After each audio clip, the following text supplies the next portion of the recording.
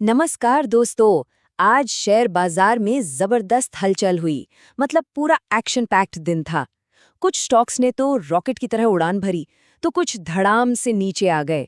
तो चलिए बिना कोई देर किए फटाफट जानते हैं कि आज बाजार का पूरा हाल क्या रहा और कौन सी खबरें थीं आज की हेडलाइंस। चलिए सबसे पहले सबसे जरूरी बात, हमारे मेन इंडेक्स यानी निफ्टी और सेंसेक्स आज कहाँ जाकर रुके, देखते हैं। तो देखिए, आज निफ्टी 58 अंक और सेंसेक्स 250 अंक गिरकर लाल निशान में बंद हुए। लेकिन असली कहानी में ट्विस्ट तो बैंक निफ्टी लेकर आया। जहां पूरा बाजार गिर रहा था, वहीं बैंक निफ्टी ने सबको हैरान करते हुए 128 अंकों की बढ़त दिखाई। इसने मार्केट को गिरने से काफी हद तक संभाला। तो अब सवाल ये उठता है कि आखिर ऐसा हुआ क्यों? क्या वजह थी कि एक तरफ बाजार पर दबाव था और दूसरी तरफ बैंकिंग स्टॉक्स में तेजी? आइए इसके पीछे के कारणों को जरा और गहराई से समझते हैं। चलिए अब उन फैक्टर्स पर एक नजर डालते हैं जिन्होंने आज बाजार की दिशा तय की। मतलब कौन खींच रहा था और कौन सहारा दे रहा था। देखिए, आज बाजार पर दबाव बनाने के लिए ना कई सारी वजहें एक साथ काम कर रही थीं। एक तरफ विदेशी निवेशक यानी एफआईआईज लगातार बिकवाली कर रहे हैं। दूसरी तरफ वेनेजुएला और ईरान जैसी जगहों पर टेंशन बढ़ने से ग्लोबल माहौल भी थोड़ा गड़बड़ है। ऊपर से कंपनियों के Q3 नतीजों और भारत अमेरिका ट्रेड डील को लेकर भी थोड़ी सी कंफ्यूजन बनी हुई है। इन सब ने मिलकर निवेशकों का मूड खराब कर दिया। ठीक है, तो ओवरऑल मार्केट का हाल तो समझ आ गया, लेकिन अब ये देखना इंटरेस्टिंग होगा कि इस माहौल में कौन से सेक्टर्स हीरो बनकर उभरे और कौन से विलन साबित हुए। तो आज के असली हीरो थे सरकारी बैंक्स। PSU बैंक्स में 0.25% से ज्यादा की शानदार तेजी थी। मीडिया और IT स्टॉक्स में भी अच्छा साथ निभाया।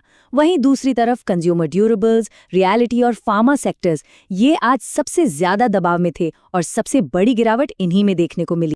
चलिए अब फटाफट कुछ ऐसे स्टॉक्स पर नजर डालते हैं जो आज किसी खास खबर की वजह से पूरे बाजार में छाए रहें। और आज का पहला स्टार परफॉर्मर था जेन टेक्नोलॉजीज। क्या जबरदस्त मूव था। इसके शेयर ने आज 9% से भी ज्यादा की छलांग लगा दी। और इस रॉकेट जैसी तेजी के पीछे की वजह एक बहुत ही सॉलिड खबर। कंपनी को रक्षा मंत्रालय से 404 करोड़ रुपए का एक बड़ा ऑर्डर हाथ लगा है। बस इसी खबर ने स्टॉक में जैसे करंट दौड़ा दिया और निवेशकों ने जमकर खरीदारी की। अब बात करते हैं L&T की। ये स्टॉक पिछले 5 दिनों से लगातार गिर रहा था, लेकिन आखिरकार आज इस गिरावट पर ब्रेक लग ही गया। L&T के लिए राहत की खबर आई एक बड़े ऑर्डर के रूप में। कंपनी के हाइड्रोकार्बन बिजनेस को 2,500 करोड़ से लेकर 5,000 करोड़ तक का एक बड़ा ऑर्डर मिला है। इसी खबर ने स्टॉक में फिर से जान फूंकी और खरीदारों को वापस खींच लिया। अब आते हैं IT के दिग्गज इन्फोसिस पर। आज कंपनी के तीसरी तिमाही के नतीजे आए और इन पर पूरे बाजार की नजरें टिकी हुई थीं। इन्फोसिस के नतीजे ना मिले जुले टाइप के रहे। मतलब नेट प्रॉफिट में साल दर साल के हिसाब से मामूली गिरावट थी, लेकिन रेवेन्यू उम्मीद से बेहतर आया।